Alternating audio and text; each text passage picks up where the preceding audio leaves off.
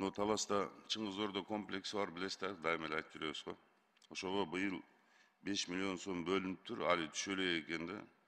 Анан буну аякташ үчүн 51 миллион сом кетет экен со всеми удорожаниями. Эми ушуга бир көңүл буруп 100 жылдыгына бүтүрөбүз дегенбиз, аз эле убакыт калды, 4 жыл калды. Az быйыл да мынунун акчасы түшпөй, убагында барбай турса, качан бүтөт бул? Бүтпөй калат да. Анан бир уят болуп калабыз го, эми ушуга бир көңүл буруп, алмазакын тапшырмаларды берсеңиздер. Анан кийин экинчиси, өткөндө бир айттым эле, могу жерде бизде Маевкада Чолпонбой Тилебердиев Баатыр атабыздын эстелиги бар да, курулган, баары жакшы. Ошол жерде Орус Кыргыз фонду бар.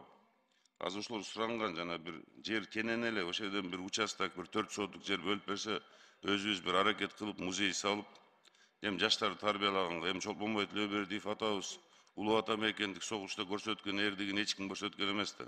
Эң биринчилерден болуп кыргыздын атын чыгарып, даңкын чыгарып, жүрөгү менен, көкүрөгү менен зоту тоскон адам да. Буну орустар аябай сыйлашат. Ушуну биз да ошол жерге бүтүрүп койсок аябай жакшы болот эле.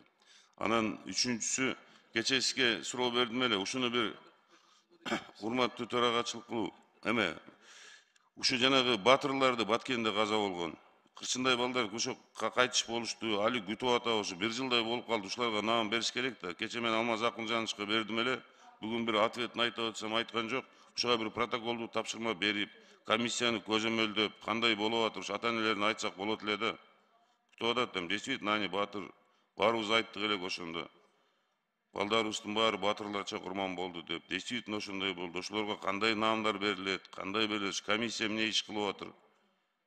Ушуну бир көзөмөлгө алып, бир протоколдук тапшырма берип койсок аябай туура болмок да. Рахмат.